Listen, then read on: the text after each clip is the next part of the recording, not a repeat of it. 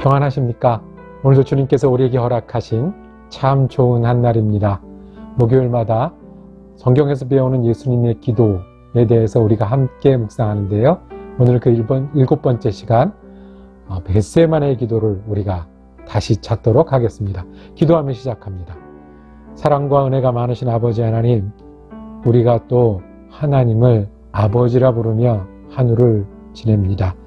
오늘도 주님이 주신 구원의 샘에서 물을 길러 그 샘이 우리의 소망이 되며 우리의 능력이 되며 또 오늘 하루를 지낼 하나님 아버지의 마음이 되었게 하심을 감사합니다.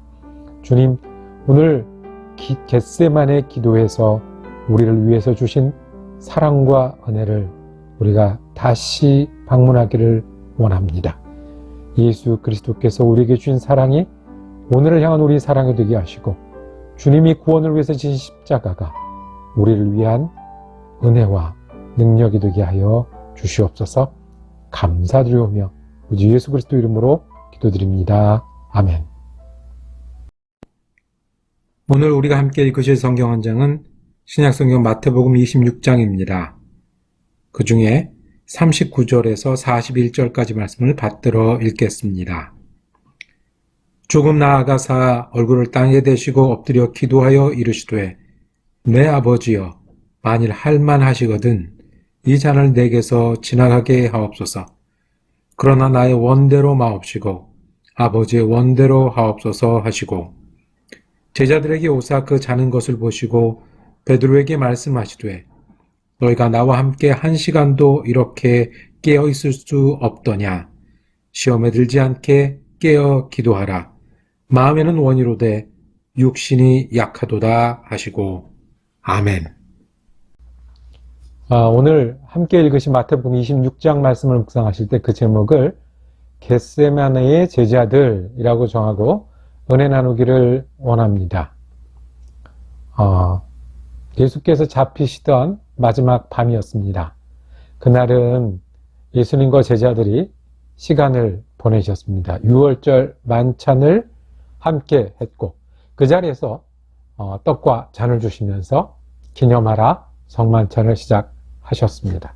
그리고는 가룟 유다는 이제 예수님을 배반하여 넘기기로 그 일을 하러 나갔습니다. 그리고 나머지 제자들은 예수님과 함께 감람산으로 이동했습니다.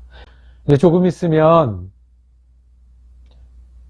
예수님은 잡혀가실 겁니다. 가룟 유다가 나타나겠죠. 그 사이에 무엇을 하셨을까요? 예수님은 감람산 한쪽에 있는 겟세마네라는 곳을 찾으셨습니다. 기도하기 위해서 찾으셨습니다. 제자들을 다 데리고 온 것이 아니라 3명만 데리고 예수님은 예수님만이 해야 하고 지금 너무 간절한 기도를 하셨습니다. 마지막으로 제자들에게 당부하고 이제 잡히기 전에 예수님은 이 구원의 사역을 어떻게 감당해야 할지 기도하기로 하셨습니다. 그 말씀이 오늘 함께 읽은 말씀이었습니다. 간절한 마음으로 제자들에게 내가 고민하여 죽게 되었다. 이렇게 어려운 순간들은 아마 제자들은 보기 힘들었을 겁니다. 예수님이 조금 떨어져서 들을 수 있는 곳에서 기도하십니다. 그 기도 내용이 무엇이죠? 내 아버지여, 만일 할만하시거든 이 잔을 내게서 지나가게 하옵소서. 그러나 나의 원대로 하지 마옵시고 아버지의 원대로 하옵소서. 예수님은 마지막 순간에 쉽지 않으셨습니다. 이 잔을 내게서 옮겨질 수 있겠습니까? 라고 하나님께 묻고 있습니다. 하나님 하실 수 있잖아요. 그러면 이 잔 옮길 수 있겠습니까? 이 잔은 운명으로, 숙명으로, 사명으로 받아야 되는 잔입니다.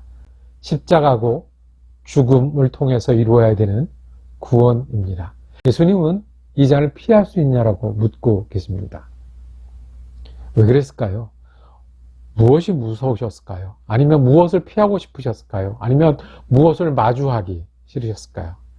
우리는 첫 번째, 그게 고통스러울 거라는 것. 예수님이 그 고통을 앞에 두고 있으니까 그 시간이 다가오는 것 때문에 이 잔을 옮겨달라고 기도했을 거라고 생각을 합니다. 또 단지 육신의 고통뿐만 아니라 이제 내가 배반을 당해야 되고 수모를 겪어야 되고 십자가에 질 텐데 그게 완전히 패자로서 실패자로서 사형당할 만한 죄를 지은 하나님을 모독해서 유대인에게도 버림받고 그리고 로마인에게도 죽임을 당하는 그런 모습으로 나가야 되는 참 심적인 정신적인 고통도 있었을 것입니다. 예수님은 또 피하고 싶은 게 이 제자들을 남겨놓고 죽는 일이 정말 구원의 사역이 될까요? 이제까지 그것을 준비해왔고 하나님 아버지께서 이루실 것입니다. 그런데 내가 죽어서 구원이 이루어지고 많은 사람들이 주님을 바라보게 되고 많은 사람들 가운데 복음이 들려지게 될까요? 꼭 그렇게 돼야 될 텐데. 그리고 마지막으로 하나는 예수님이 죄인이 되는 거였습니다. 하나님 앞에 죄인이요. 하나님과 예수님은 여지까지 하나였고 같이 지냈고 그리고 지금도 하나님의 마음이 예수님의 마음이고 예수님의 마음이 하나님의 마음인데 죽음은 저주받은 사람이, 죄 지은 사람이 그 벌을 받는 것 아니겠습니까? 하나님으로부터 떨어져서 그리고 죽어서 이제 온전히 주님께 맡기는 그 순간이 예수님은 피하고 싶으셨을 겁니다.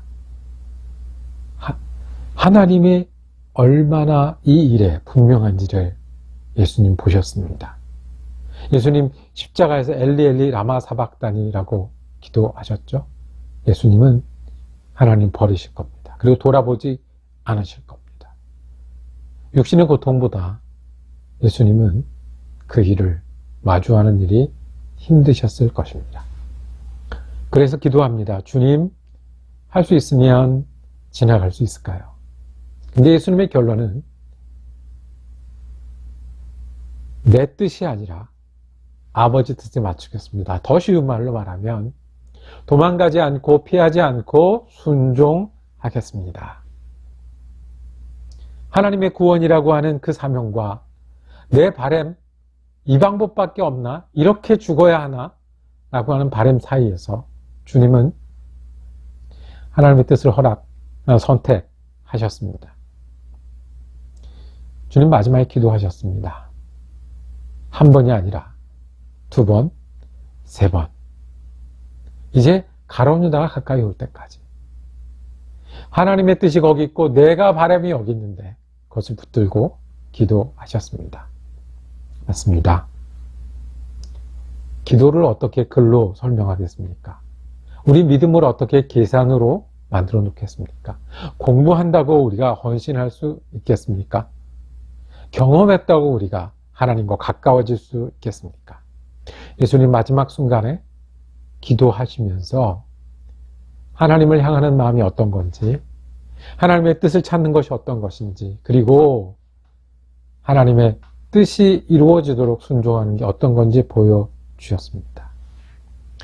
그래서 기도는 영혼의 호흡이라고 하고 하나님과의 대화라고도 하고 신비라고도 합니다. 우린 기도를 통해서 하나님의 소망이 우리의 소망이 되는 것을 체험합니다.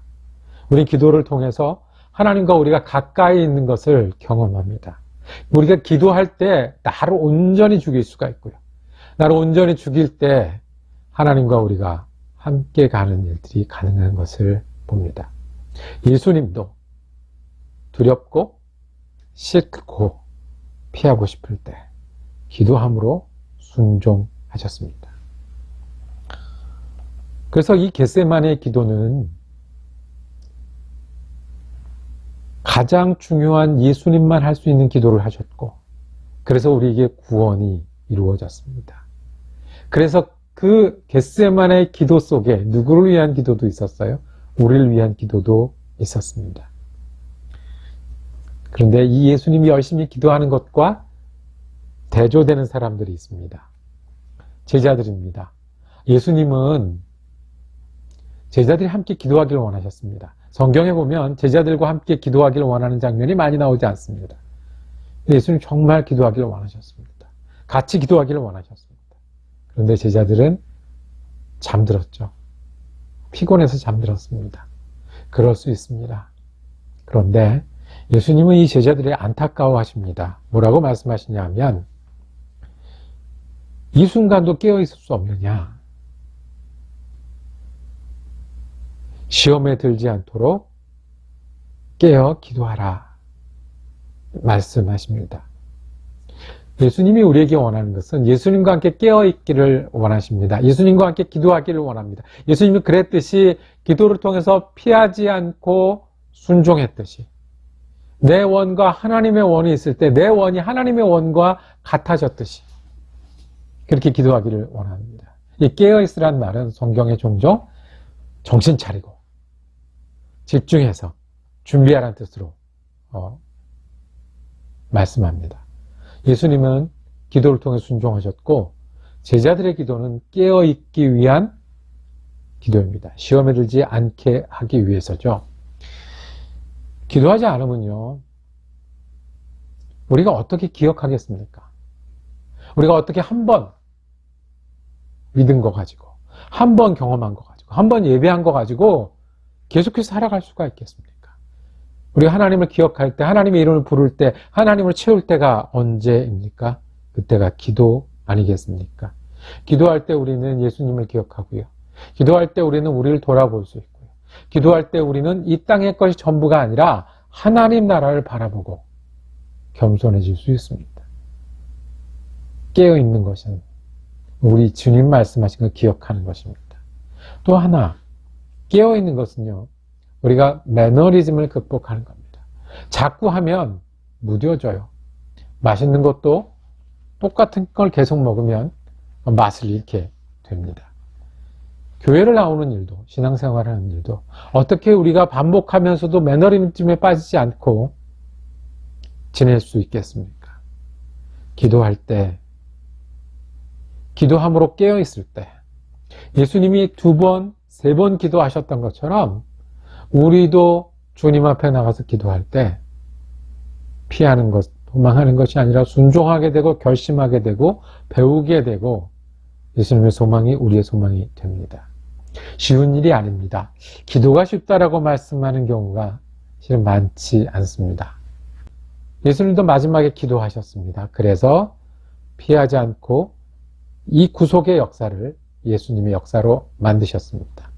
우리는 어떻게 예수를 기억하며 살 수 있겠습니까? 어떻게 마음이 무뎌지지 않고 살 수 있겠습니까? 예수님이 아주 중요한 순간이지만 짧은 시간에 무릎 꿇고 하나님 앞에 나아갔던 것처럼 우리가 기도할 때 되지 않겠습니까? 예수님이 기억하는 일, 감격으로 사는 일, 소망으로 사는 일, 주님에 충성하는 일. 이게 마음은 원이로 돼 안 되는 게 아니라 기도하면 우리 마음의 원이 하나님의 원과 같아질 줄 믿습니다.